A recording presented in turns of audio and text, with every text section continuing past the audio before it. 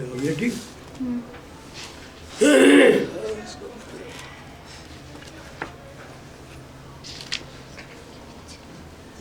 हो गया।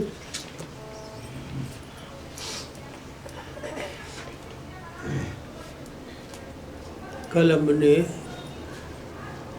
ये देखा था कि परमात्मा में प्रगति करने के लिए शनि शनि चलना पड़ता है। परमात्मा में क्यों?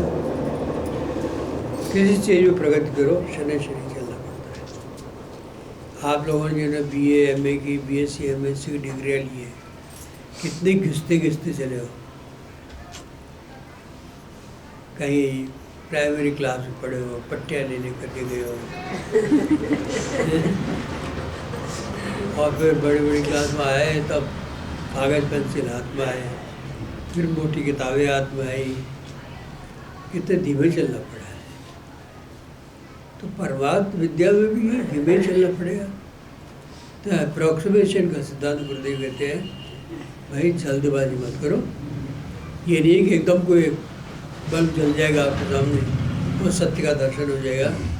इसमें आपको भी अंदर ही अंदर तैयारी करनी पड़ेगी। आप भी तैयारी करते चलो, परमात्मा भी दर्शन देते चलेंगे, और तैयारी करोगे और अधिक दर्शन होते चलेंगे। ऐसे दोनों के बीच में क्रिया प्रतिक्रिया चलती रहेगी। एक साइड का काम नहीं कि ईश्वर दर्शन दे दे आपको, तो अंधे आदमी को दर्शन देंगे क्या करें बताओ? आँख ही नहीं खुली है जिसकी, वो दर्शन नहीं क्या करें? तो दोनों चाहिए, आँख भी खुली होनी चाहिए और दर्शन भी होना चाहिए। तो अगर मान लीजिए बच्चों की आँख खुलती है, तो बिल्ली के बच्चों की आँख कितने दिनों में खुलती है? चिड़िया के बच्चों की आँख कितने दिनों में खुलती है? कितने दिनों में उड़ते हैं वो? फर फर करके उड़ने बहुत टाइम लगता है, कहीं तो मारे भी जाते हैं। चिड़ियाओं में 30% बच्चे निकलते होंगे, बाकी सब मारे जाते हैं। कुछ कौवे खा जाते हैं जाकर, कुछ उनके बैठते उठे में ऐसी कुछ चाल होती है कि नीचे गिर पड़ते हैं। कई पंख उससे उड़ते हैं तो उनको और दूसरे पक्षी उड़ा के ले खा जाते हैं। करीब 30% सब्जी को उड़ पाते हैं, इतने विनाश हो जाता है। परमात्मा भी जब सब चलते हैं, गुरु ने तो सबके बीच जो है अंतःकरण में अंडा डाल दिया, सबके अंतःकरण में अंडा डाल दिया। हाउस में सेने का काम, उसमें से परमात्मा का अनुभव उत्पन्न होने का काम, फिर उसको निभाने का काम, उसको बढ़ाने का काम, ये सब काम भी तो अभी बचा हुआ है। इसके लिए भी आपको प्रयास करना पड़ेगा। बीज देना तो एक काम हुआ, इसके आगे तो बहुत लंबा काम है। जीव को बहुत प्रयास करना पड़ता है, लेकिन बीज पास वो होना चाहिए। बीज नहीं है, प्रयास भी क्या करेगा? बीज भी इम्पोर्टेंट है। ये उसे उत्पन्न करने के लिए बीज डालने के बाद वृक्ष बनाना हो, कितने वर्षों तक सेवा करनी पड़ेगी, तो वृक्ष बनेगा, तब फल आएगी।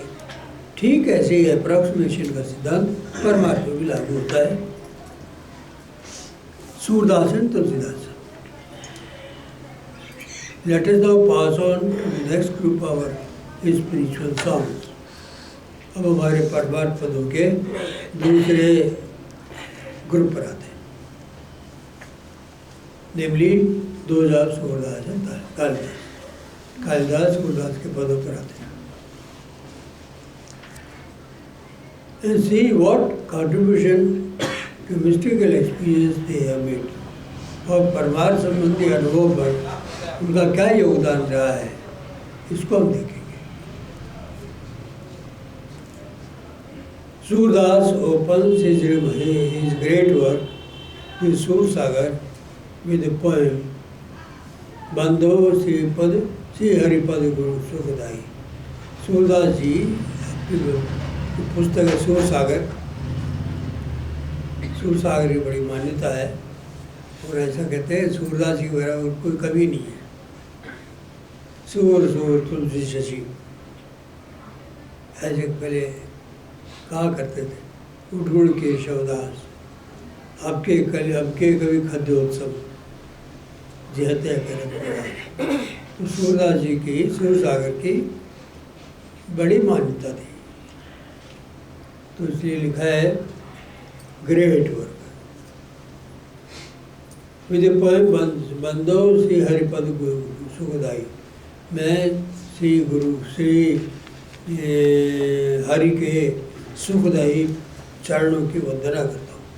यहाँ से इनका ये चालू होता है काव्य।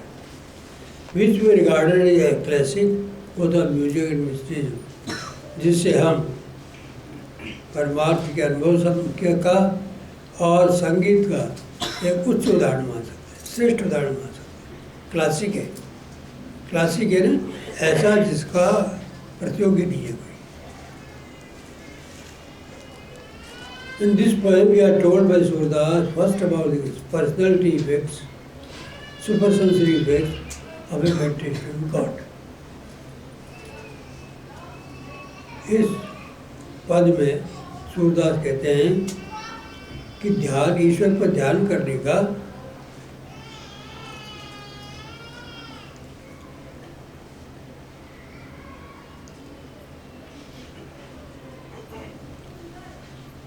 सुपर सेंसरी इफेक्ट क्या होता है, समझिए अतीन्द्रिय प्रभाव क्या होता है।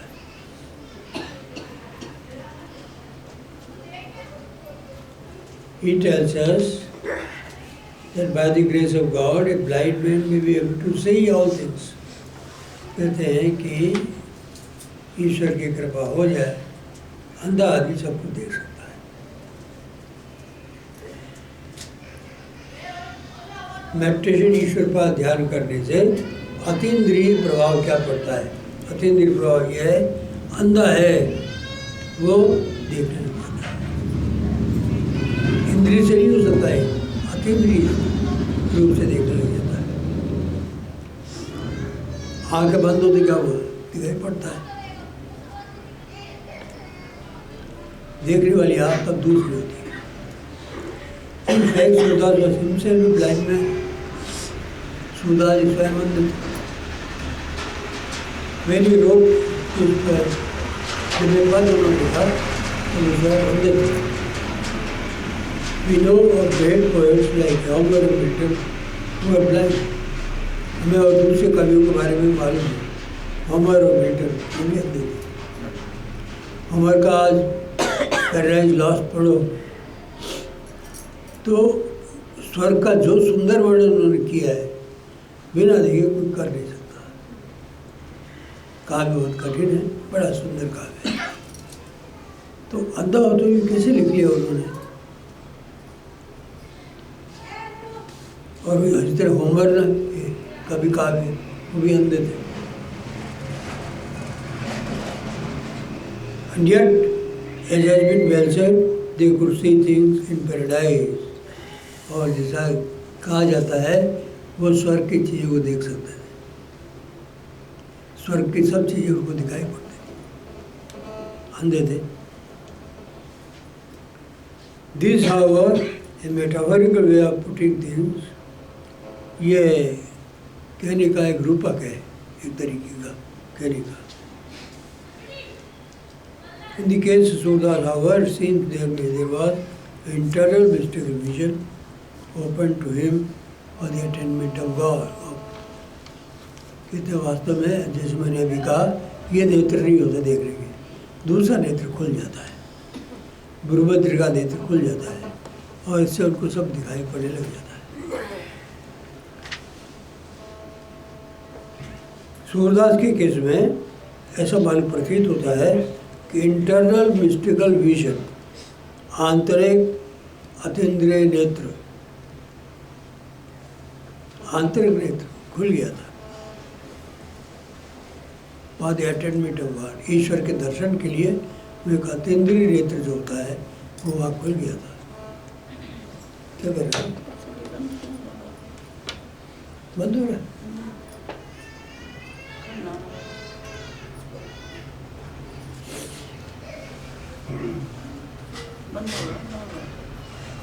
होल्ड की गई।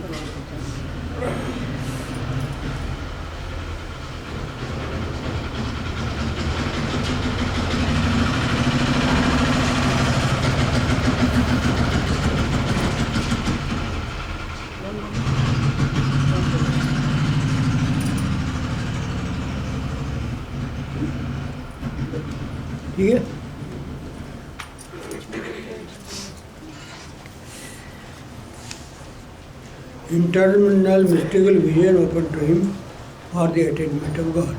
ईश्वर के दर्शन के लिए उनके आंतरिक नेत्र खुल गए थे, ये मालूम पड़ता है। और ये बात सही है, अनुभव से सत्य है। जो उनका अनुभव वो जानते हैं कि दिखाई चल पड़ता है, नेत्र से नहीं होता, नेत्र दूसरे होते हैं, स्पष्ट दिखाई पड़ता है। There it tells us that by the grace of God, deaf man would be able to bear here. तो वो कहते हैं कि ईश्वर की अगर कृपा हो जाए तो बहरा आदमी सुन सकता है। A dumb man to speak, और गूंगा आदमी बोल सकता है। The classical Sanskrit line in this behalf is famous. Sanskrit एक उक्ति है, वो प्रसिद्ध है इस विषय में। मूकम करोति वाचालम पंगुम लंघयते गिरिम यत् कृपातमहं वंदे। अर्थात जिसकी कृपा से ये सब हो सकता है उसका मैं वंदन करता हूँ। तो ये संस्कृत लाइन इसी अर्थ की है, वो भी प्रसिद्ध है। In fact by proper meditation God and by His grace, His supersensual perception various forms become possible. वास्तव में उचित प्रकार के ध्यान से, तन्मय ध्यान कब होगा? जब ध्यान करने के बाद आप निकलोगे तो आपके निकलने की इच्छा नहीं होगी। हम बस करते हैं तो आपको रोकने की इच्छा नहीं होगी, क्योंकि आप उस आनंद में मस्त हैं। और आनंद की मस्ती नहीं आई तो तत्काल बाहर आ जाओ। इससे पता लग जाता है कि अभी किसको मस्ती आई है, किसको नहीं आ रही है। जिसकी मस्ती आई है वो अब निकलना ही नहीं चाहता, बड़ी मुश्किल से बाहर आता है। तो सब फटाक से बाहर आता है। इंतजार ही करते हैं, बस करें हम ढोक लगा।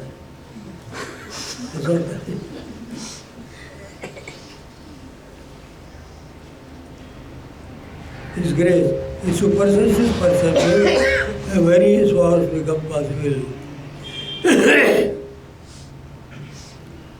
यदि ईश्वर पर उचित प्रकार से ध्यान किया जाए तो उसकी कृपा होने पर अतीन्द्रिय दर्शन, भिन्न भिन्न प्रकार के अतीन्द्रिय दर्शन संभव हो जाते हैं। क्यों? कि वो नेत्रों के ज्ञान के रूप में वो स्वयं चलाता नीचे। पहले नेत्रों का ज्ञान करने के लिए प्रकृति है बाहर, इसको नेत्र देखते हैं, ज्ञान प्राप्त करते हैं। जब इधर से आप कट ऑफ हो गए तो वो नेत्रों के ज्ञान के रूप में नीचे उतरता है, उसका ज्ञान होता है, उसका दर्शन होता है, उसका श्रवण होता है, उसकी गंध आती है, उसका स्वाद आता है, उसका स्पर्श मिलता है, वो नीचे उतर के आता है। तब आपके इंद्रियों को उसका अनुभव होने लग जाता है।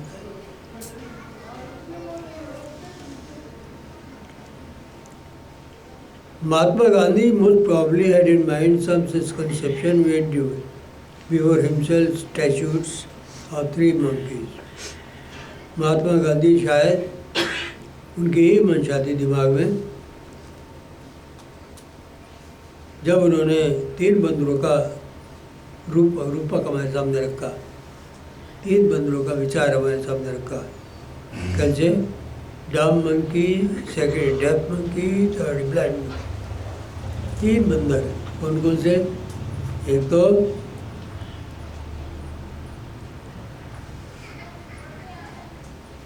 मुंह, दूसरा कान बंद, तीसरा आँख से देखो। दुनिया में ऐसे रहो।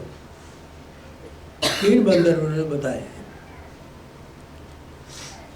एक तो बंदर जिसमें बोलता ही नहीं, फालतू बात करता ही नहीं।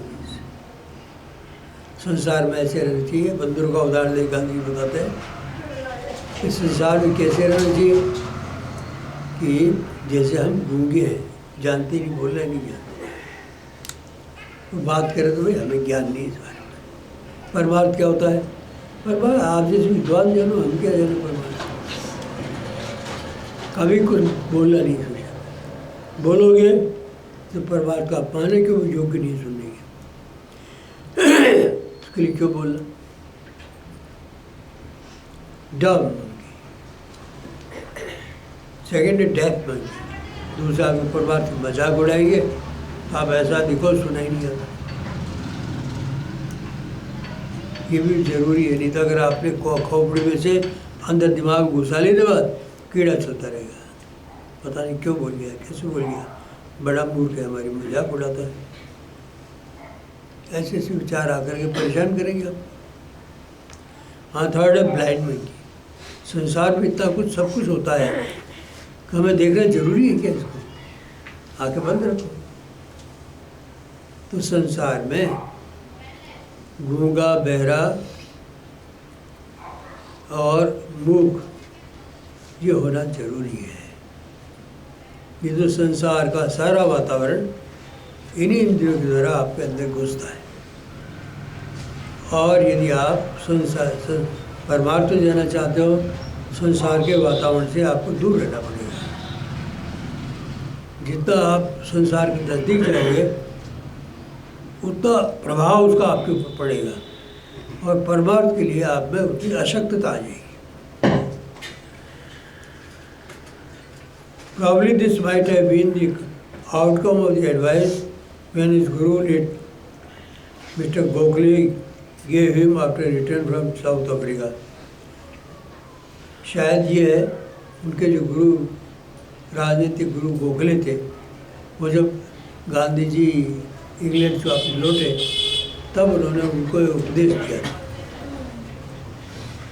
To shut his mouth and keep his eyes and ears open. वे कहते हैं कि तुम अपने मुंह को तो रखो बंद, आँखों को और कान को रखो खुला, आईज एंड ईयर्स ओपन, कान खुले रखो, आँखों खुले रखो, देखो सुना सा बोल जाओ मत। गोखले ने ये कहा था, तो बोलोगे तो अंग्रेजों का राज, कोई कैद में डाल देगा। कुछ पॉलिटिकल शिक्षा दी होगी, but Mahatma Gandhi went still further. लेकिन गांधी जी इससे आगे गए। Then what mister Gokhale had advised him. Gokhale ने जो उनको परामर्श दिया था उसे गांधी थोड़े आगे गए। He insisted upon it being deaf and blind. Gandhi ji बोले कि हमें बहरा और अंधा भी होना चाहिए, अंधे रहो, बहरे रहो और मुंह बंद रखो, संसार की तरफ कम देखो। तो गांधी जी परमार्थ के आधा आदमी थे, इसलिए मुंह भी रखते रहते थे, एक दिन मौन भी रखते थे और वैसे भी अनावश्यक भाषण नहीं करते। He insisted being deaf and blind to all things in which order humanity took keen interest. उन्होंने इस बात पर जोर दिया कि हमें बहरा और अंधा होना चाहिए उन सब चीज़ों के बारे में जिसमें साधारण आदमी रुचि लेते हैं। साधारण आदमी जिस बात में रुचि लेते हैं उसके प्रति हमें अंधा और बहरा होना चाहिए, हमें उसमें रुचि नहीं लेनी। क्या क्या करते हैं हमें क्या मतलब है? रुचि लेकर के हम वो तो करते हैं, संस्कार हम ले लेंगे अपने अंदर। संस्कार तो आएगी, देखोगे, सुनोगे, खोपड़ी में आएगी, समझोगे उसको, तो संस्कार बैठ गया। अब क्यों, कैसे बैठ गया? आपसे मुझे क्या सुन के आई जी, साहब ये बात कह रहा था, तो है आपके अंदर दिमाग। फिर कैसे निकालोगे इसे बताओ, कैसे बोलोगे इस बात को? दूसरा कोई पूछा क्या सुना जी आपने? अरे 50 आदमी सुन लिया और गहरा हो गया, तो स्थायी बन के कुश्ती पालतू मार के बैठ गया वो संस्कार आपके अंदर, आप कभी नहीं हटे हो। जितना बोलोगे उस संस्कार के बारे में उतना मजबूत हो जाएगा अंदर, जितनी बार सुनोगे और मजबूत हो जाएगा। संस्कारों की मजबूती इसी तरह से होती है, जिन चीज़ों को बार बार सुनते हैं, देखते हैं, बोलते हैं, वो हमारे चित्त में स्थायी हो जाते हैं। और जब भजन करना चालू करते हैं तो उछल उछल के बाहर आते हैं। जो कुछ सुना आपने देखा वो सब उछल के मारा। तो परमार्थ गति हमारी होती है। This seems to be the inner meaning of the three statues which he used to keep before himself. ये तीन जो मूर्तियाँ हैं बंदरों की, इन तीनों मूर्तियों का ये मतलब मालूम पड़ता है कि साधारण आदमी जिस चीज़ में रुचियाँ लेते हैं उसमें हमको रुचि नहीं लेनी चाहिए।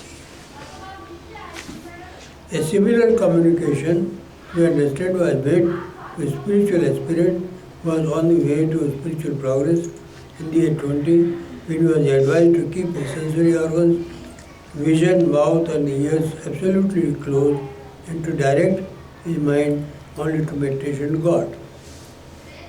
कहते हैं कि ऐसी प्रकार का परामर्श कम्युनिकेशन राय संदेश, इसी प्रकार का संदेश, इसी प्रकार का राय दी गई थी एक साधक को।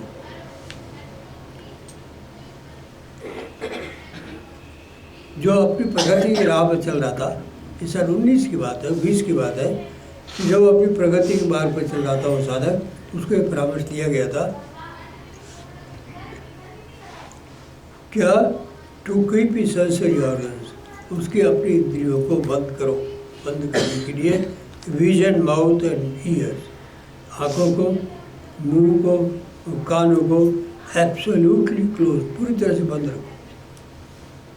And to direct his mind only to meditation God, और अपना दिमाग केवल परमात्मा के चिंतन में लगाओ। बाबा साहब महाराज ने इस उपदेश दिया था कि तीनों बंदरों को तुम भी चुप रखो, नहीं तो ये तीनों बंदर उत्पाती बंदर में शांति रहा है। आप लोग वृंदावन में गए हो, देखा ही आपने, एक सेकंड चुप बैठ नहीं सकता बंदर, ऐसे संचर होते स्वभाव के। कण्णु मुच्चू, केवी मुच्चू, वही मुच्चू, सुमन्ने नामस्मरण निबाड़, इसका ये संत, ये कन्नड़ भाषा है, ये लिखा होगा। It is not without reason that Patanjali speaks in the famous sutra to us, the supersensuous avenues open out aspiring mystic in various shapes and forms.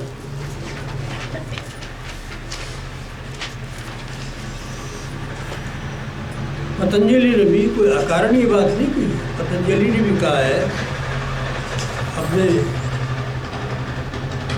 प्रसिद्ध सूत्र में, पतंजलि ने भी कहा है कि अतीन्द्रिय जो मार्ग है वो बाहर की ओर खुलते हैं एक उत्सुक साधक के लिए, एस्पायरिंग मिस्टिक, उत्सुक साधक के लिए। वेरियस शेप्स एंड फॉर्म, अनेक प्रकार के शक्लों में, अनेक प्रकार के रूपों में ये मार्ग आगे खुलते हैं।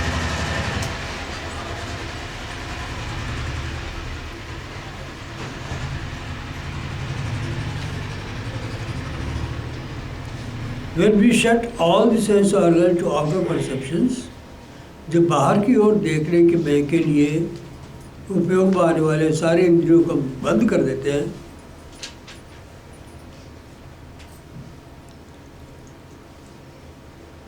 then probably by proper meditation God, तब उचित प्रकार से ईश्वर पर ध्यान करने से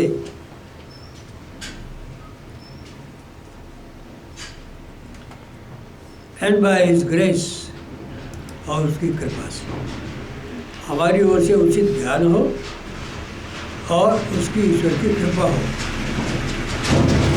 इंटरनल सेंसेस को जो अंदर की इंद्रियां में खुल जाती हैं। मैंने पहले बताया था हमारे इंद्रियों के एक तो दो भाग हैं, एक बाहर के भाग है जो संसार को देखते हैं, एक अंदर के भाग है वो परमार्थ को देखते हैं। तो अंदर के भाग खुल जाते हैं, बाहर का बंद करते हैं। Internal senses open and we are able to perceive, hear, speak things which it would be ordinarily impossible for human beings to do. तब हम देखने, सुनने और बोलने में उन चीज़ों के विषय में बोलने में समर्थ होते हैं जो साधारणतः आदमी नहीं कर सकता। साधारणतः आदमी जो बात नहीं कर सकता वो हम देख सकते हैं, बोल सकते हैं, सुन सकते हैं, तब होता है। अगर बाहरी इंद्रियों को बंद करना संभव नहीं हुआ तो अंदर की इंद्रियां नहीं खुलेंगी और आप जो चीज़ अंदर से बोलते हैं, देखते हैं, सुनते हैं, वो चीज़ आपको नहीं मिलेगी। ये आपको त्याग करना पड़ेगा, बाहर के इंद्रियों का त्याग करना पड़ेगा और करना ही पड़ता है। जैसे आपसे मैं कहूँ आज सो तो जाओ, ले आँख खोल के सो, आँख खोल के सो, आप कैसे सोगे? अब उसे आँख तो बंद करनी पड़ेगी। तो भाई जब आँख बंद करना जरूरी है सोने के लिए, तो उस अतीन्द्रिय ज्ञान के लिए भी आँख बंद करना जरूरी है। निद्रा के लिए जरूरी मान रहे हो, सो नहीं सकते इसके बिना। और कानों में आवाज़ तेज आती रहे तो आप बंद करना चाहते हो, टीवी वगैरह, तब वो बंद करो तब सोएंगे। जोर से कोई आवाज़ करे तो जहाँ कानों से प्रवेश हो रहा है, निद्रा नहीं आ रही है। इसी प्रकार से कानों की क्रियाएं, आँखों की, इंद्रियों की क्रियाएं जब तक चलती रहेगी तब तक उनके दूसरे भाग हैं, दूसरे जो उसके छोर है, अंतर इंद्रियाँ, वो नहीं खुलेगी और आपको अनुभव नहीं आएगी। इसलिए इन पर कंट्रोल करना, इनको रोकना ये आवश्यक बताते हैं। Sudha tells us how the motor experience of mystic. Surdas जी कहते हैं कि आदमी के मोटर एक्सपीरियंस के बारे में बताते हैं, क्रियात्मक अनुभव के बारे में बताते हैं। मोटर कहते हैं हाथ पर हुई क्रिया, मोटर एक्सपीरियंस, क्रियात्मक अनुभव। पंगु गिर लंगी, पंगु लंग कहते हैं गिर, पंगु आदमी पर्वत को पार कर जाता है। तो मोटर ऑर्गन्स का ये अनुभव है उनका।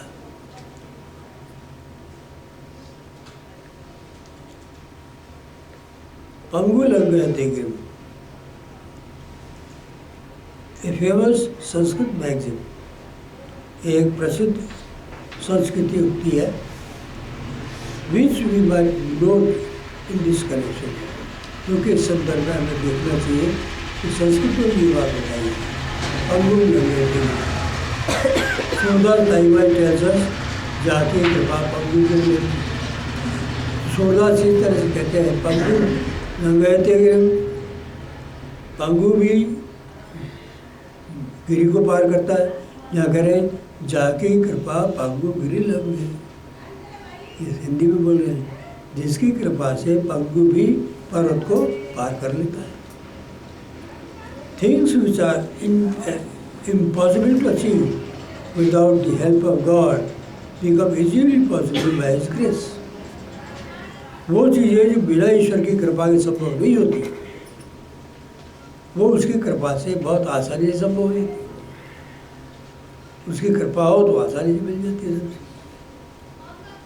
आप नहीं चाहो तो मिल जाए, जबरदस्ती लेना पड़ेगा। धन और संपत्ति आप नहीं चाहते हो, क्योंकि डंडे पड़ेंगे तो रख लो चुपचाप, इस तरह दे जाएगा आपको।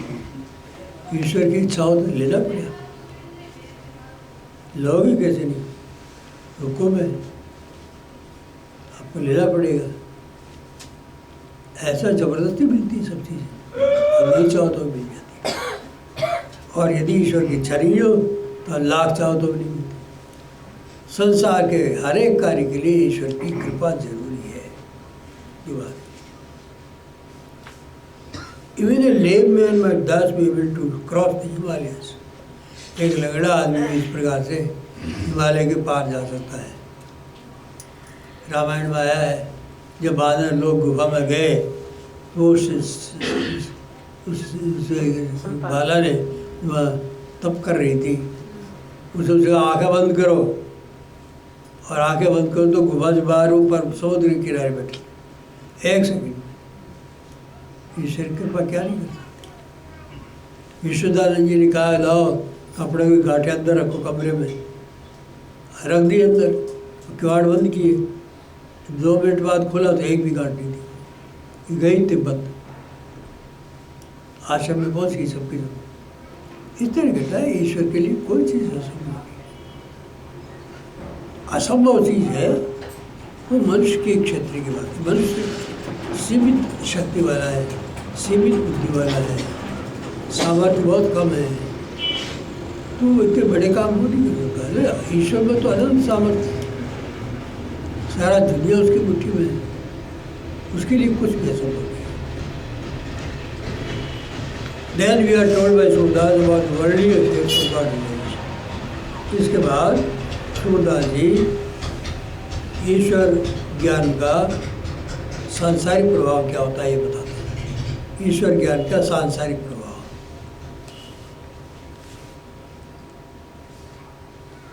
It does not behove God to keep the devotee in poverty and consequent humiliation।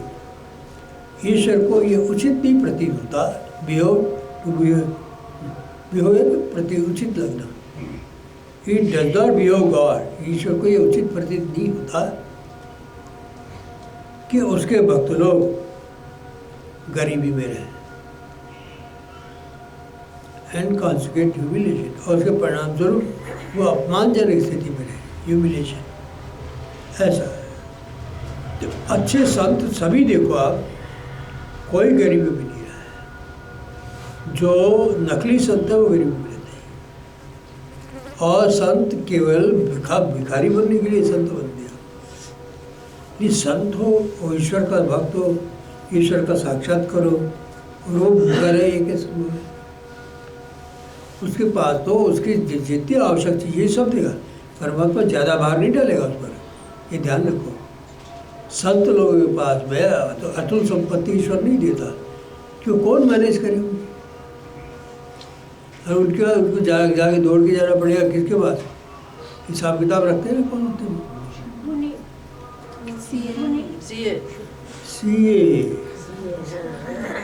CA के पास जाना पड़ेगा। साहब हमारा अकाउंट रखवा, अकाउंट ऑफिसर हमारे पास आएंगे, पता नहीं क्या क्या होगा, सीए को सब बताना पड़ेगा, उससे सिर कमाई करनी पड़ेगी। इतना पैसा काहे को रखना जो फालतू में अगर दिमाग का झंझट हो जाए, भजन छूट जाए, किस काम का वो पैसा? फिर ऐसा भी नहीं रखेंगे उसको भूखा रखे। ईश्वर और भक्तों भूखा मरे कभी, ये तो स्वप्न में भी सब। अगर भूखा मरा है तो उसका दुष्कर्म है और ईश्वर का भक्त नहीं, निश्चित बात है।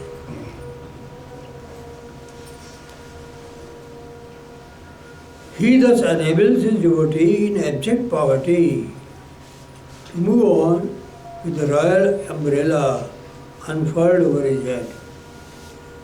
उसका यदि कोई बहुत अधिक गरीबी में दिखने वाला संत हो, उसका भक्त हो, तो वो भी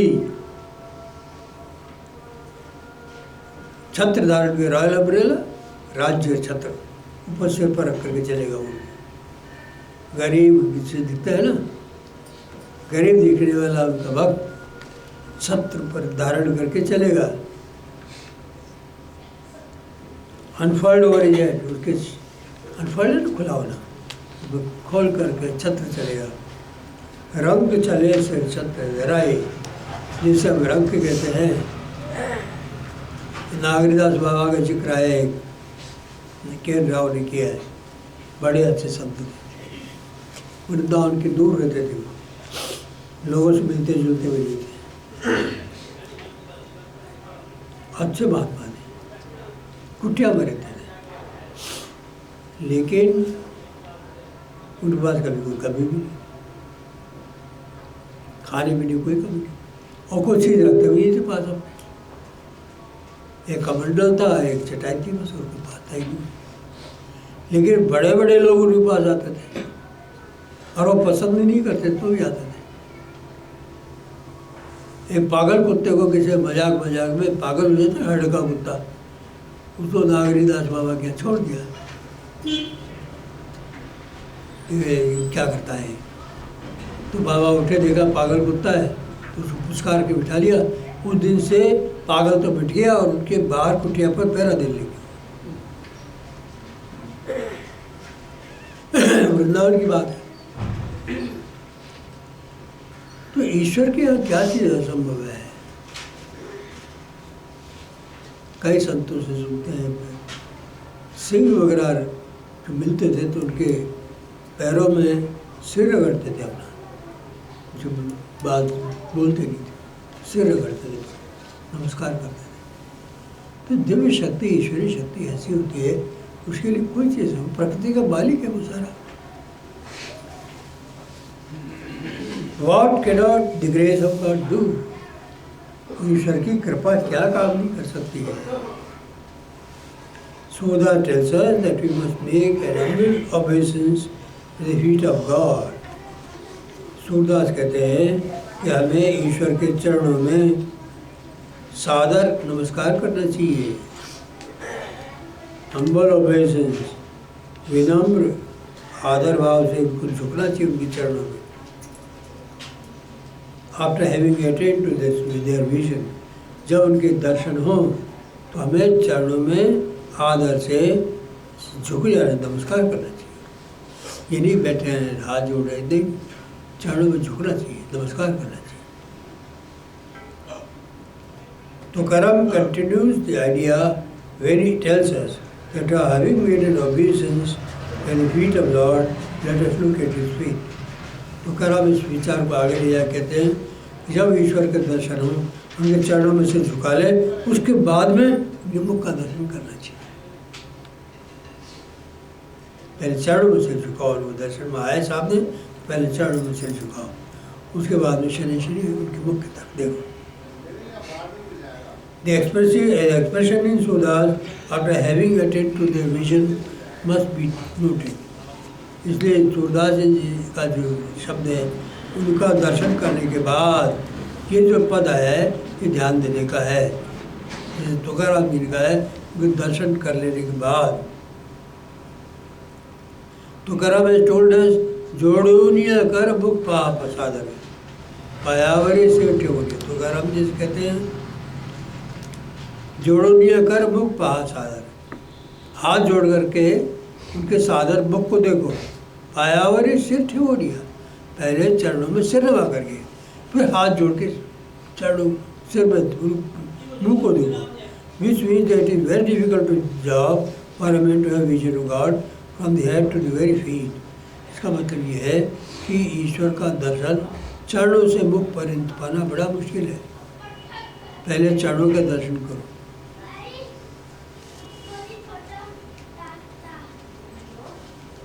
From head, job for a man to have vision of God from head to the very feet.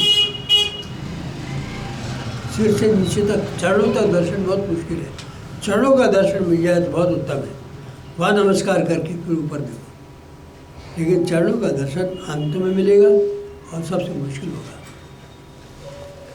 It probably from this point of view, the Suda spoke of continual obeisance at the feet of God.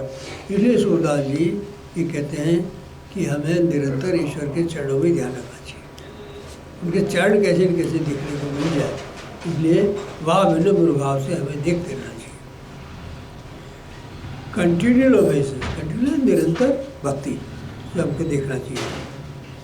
Finally for the attainment of all these thing, और अंत में इन सब की प्राप्ति के लिए Suda tells us the grace of God is absolute necessity.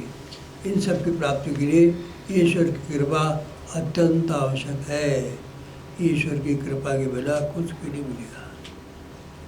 ईश्वर की कृपा किसी योग्यता से नहीं मिलती, ईश्वर की कृपा भक्ति से मिलती है। जैसा भाव और भक्ति होगी उतना ही ईश्वर का दर्शन होगा। और आपका समझो हम अपने बल से कुछ कर लेंगे तो वही परास्त होने का पहला पाठ ये है।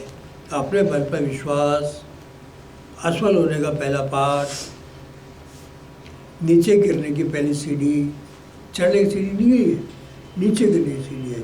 अपने अहंकार में, अपने बल में विश्वास की नीचे गिरने की सीढ़ी है। और अपने बनी ईश्वर की शक्ति में विश्वास, उसकी कृपा में विश्वास की ऊपर चढ़ने की सीढ़ी है। करुणा में is the title which gives to God. वो ईश्वर को लिए क्या कहते हैं? करुणा में है वो। ये पद, ये अलंकार लगाते हैं, टाइटल पद देते हैं, वो करुणा में है। Another reading has been Karunakar, दूसरा रीडिंग ये भी है करुणाकर। करुणामय और करुणाकर में क्या अंतर है? You note that both these might well apply to God. हम कह सकते हैं कि ईश्वर के लिए दोनों ही लागू हो सकता है, करुणाकर भी हो सकता है, करुणामय भी हो सकता है, लेकिन तात्विक अंतर है। फिर भी क्या अंतर है?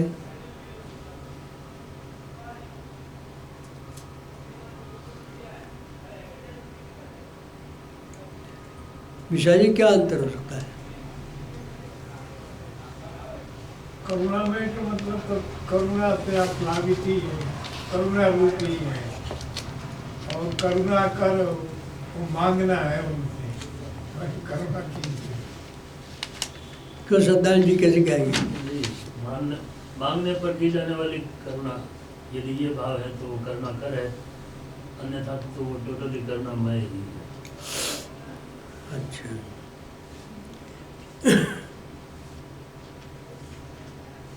करुणामय का और करुणा कर में ये केवल वेदांत का अंतर है। जब करुणामय है तो देगा क्या? क्या देगा वो?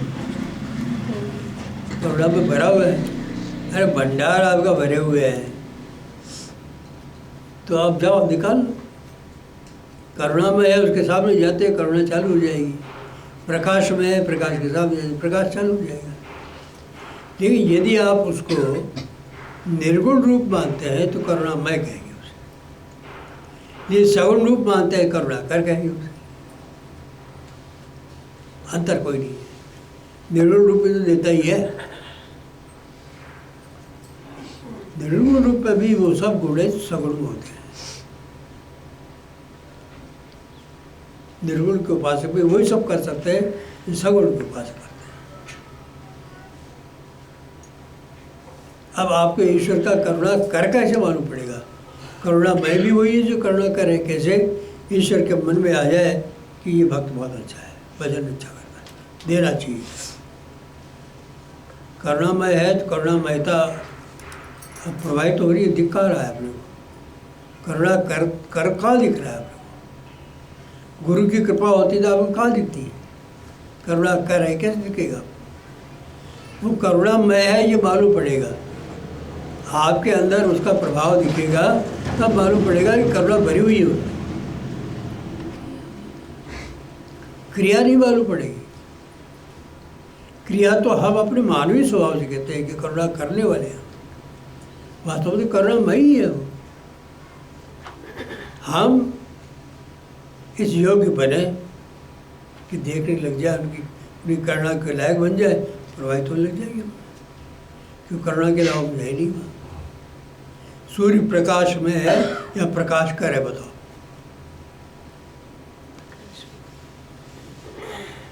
दोनों कह सकते हैं प्रकाश में है सूर्य। अगर आग है तो प्रकाश कर भी हो, कोई अंतर नहीं है। इस प्रकार से करुणा में और करुणा कर में अंतर नहीं है। करुणा में शंकराचार्य के रूप में गुरुदेव कह रहे, both these might a well apply to God. दोनों ईश्वर पर पूरी तरह लागू होते हैं। Remembering that the only difference between Karunamay और Karunakar is difference between Shankar और रामानुज। शंकराचार्य तो निर्गुण ब्रह्म को मानते हैं, रामानुज सगुण ब्रह्म को मानते हैं। इसलिए वो तो कहेंगे सगुण के साथ करुणाकर है, रामानुज और शंकर कहेंगे वो करुणामय है। मय शब्द है पूर्णता का वाचक। करुणामय, सागर जलमय, जलमय हो गया सब कुछ, तब पूर्णता सब पे जलमयता है। जब पूर्णता करुणामय ही है वो, तो उसके अतिरिक्त संसार में रहा क्या फिर करुणा के अलावा? आप उसको पहचानने की देर है। पहचानना भी करुणा की प्राप्ति करने का एक उपाय है। हमें इस तरह की ज्ञान सामर्थ्य हो जाए कि उसकी करुणा को पहचान सके, तो इस ज्ञान के उन्मेष से ही उसकी करुणामयता आज मालूम पड़ जाएगी हमको। लेकिन यदि हम उसको एक सगुण रूप मानते हैं और उसकी उपासना करते हैं तो मानेंगे वो हमको करुणा करेगा। करुणा महत्व में कर्म में इतना ही है कि रामानुज और शंकर का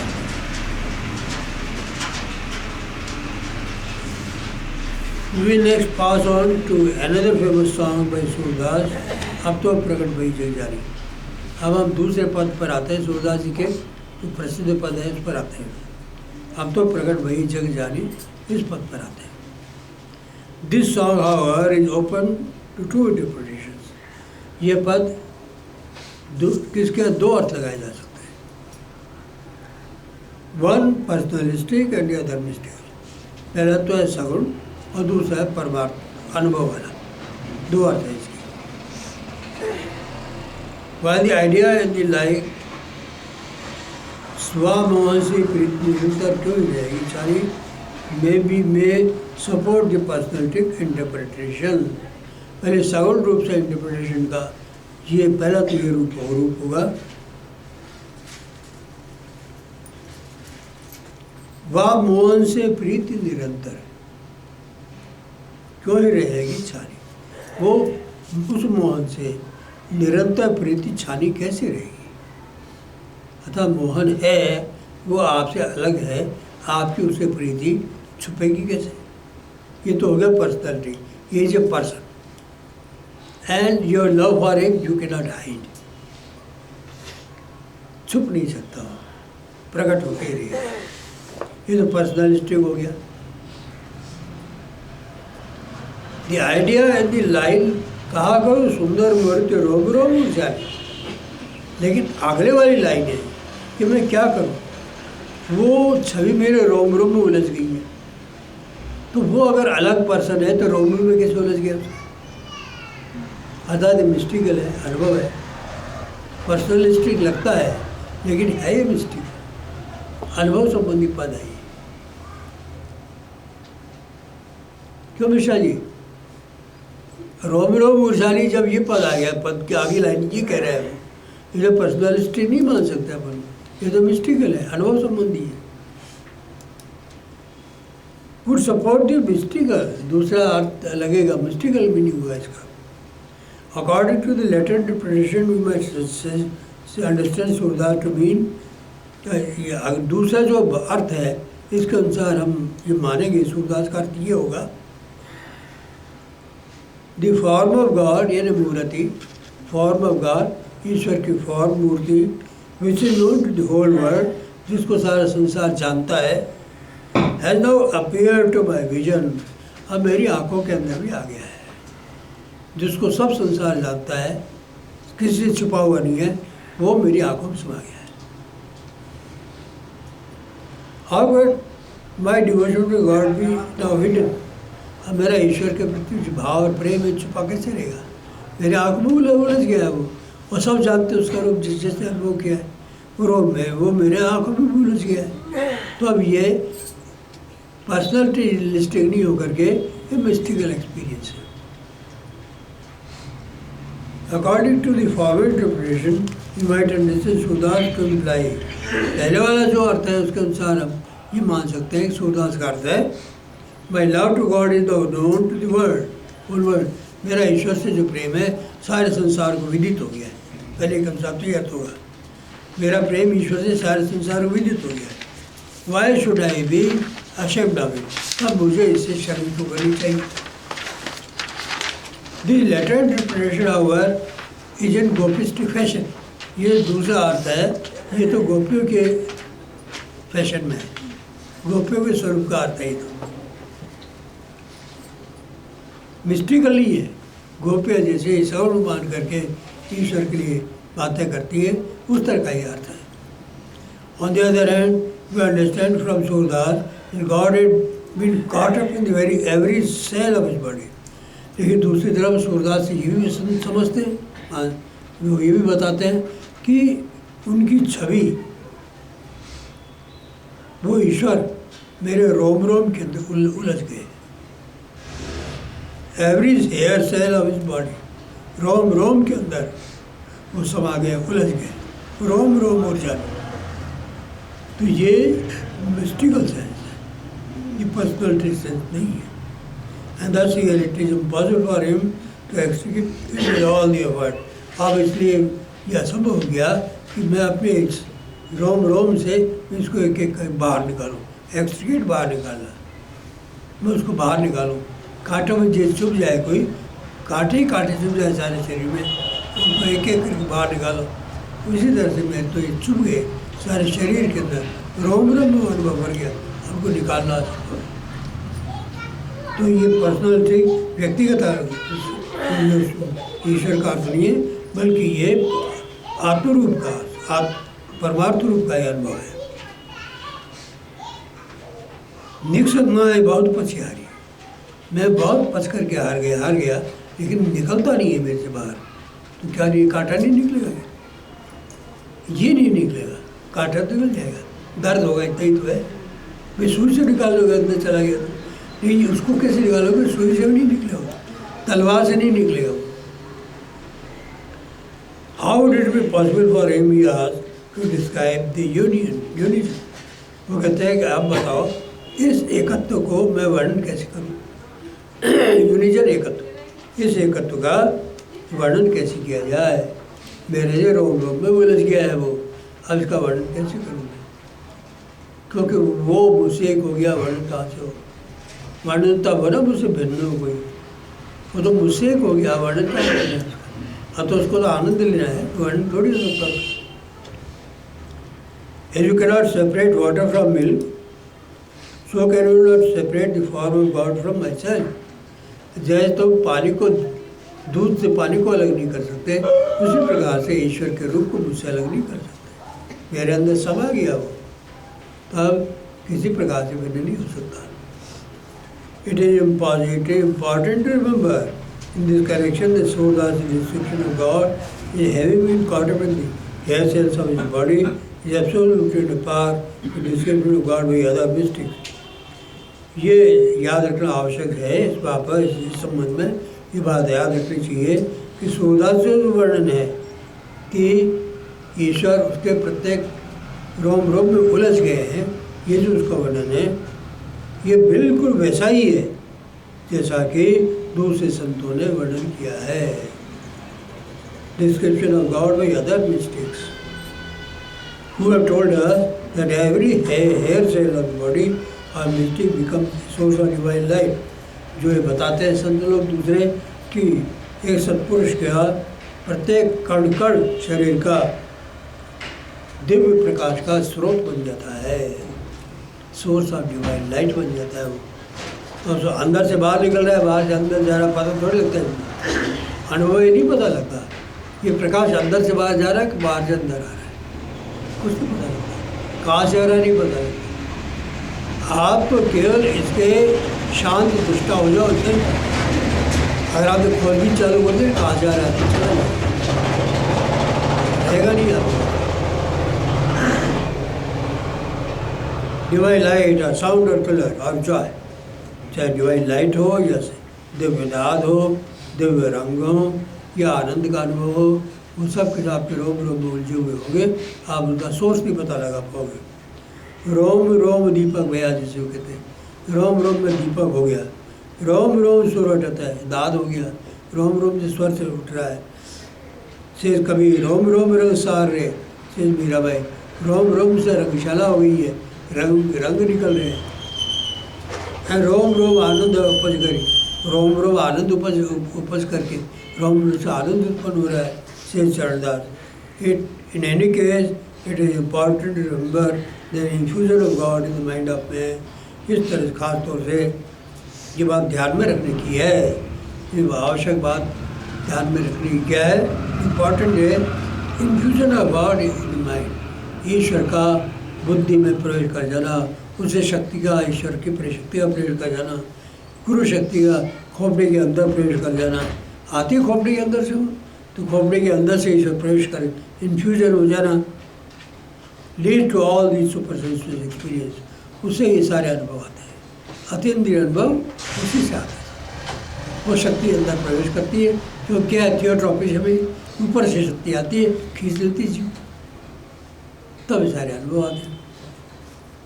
super sensual experiences to the world is entirely blind, और इन अनुभवों के लिए सारा संसार पूरी तरह से अंधा होता है, किसी को नहीं पता।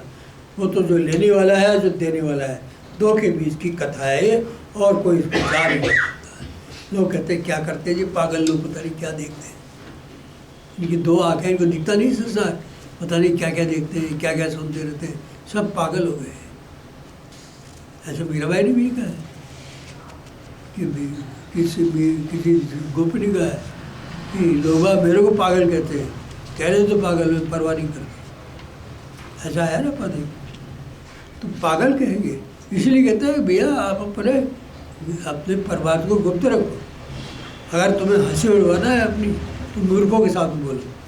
कैसे हंसी उड़ोगे मैं देखो, मैं बताता हूँ आपको। एक आदमी प्राइमरी क्लास में जब 5वीं तक के बच्चे पढ़ते थे, एक यूनिवर्सिटी के लेक्चरर को ले जा करके वहाँ धारावाहिक लेक्चर देने के लिए खड़ा कर दिया, और उसने बड़ा ज़ोर से लेक्चर दिया अंग्रेजी में, और सब बच्चों ने तालियां बजाई, ये कैसे सम्मान हुआ उसका। उसको अपनी विद्वत्ता पता नहीं क्या जरूरत पड़ी थी, इसलिए पहले तो वही मूर्ख था, ऐसे पागलों के बीच में जा बैठा। और फिर उन्होंने भी बिल्कुल उचित सत्कार कर दिया उसका। तो ऐसे सत्कार मत प्राप्त करो, इसको मौन दे करके अपने अंदर पहचानना सीखो। आपके ईश्वर के बीच की बात है, अगर इनके सामने खोलोगे तो ईश्वर आपसे रूठ के चला जाएगा, भी नहीं मिलेगा। बस मेरे ख्याल 5 हो गए, 202।